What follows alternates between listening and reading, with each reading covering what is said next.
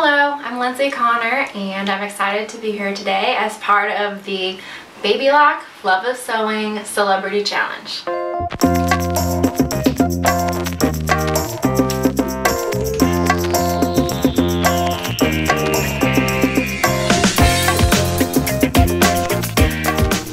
We're going to make a home sweet home applique design on the Baby Lock Destiny 2.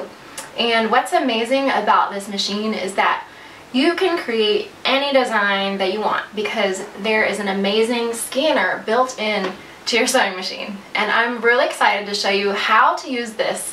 It's called the IQ Designer to create your own applique pattern. To make my design, I've printed off 2 different patterns from clip art. You can also hand draw your own designs. So this is a really neat way to incorporate your kids' artwork or your own signature or your own doodles into your sewing, and it's really amazing and I hope you give it a try.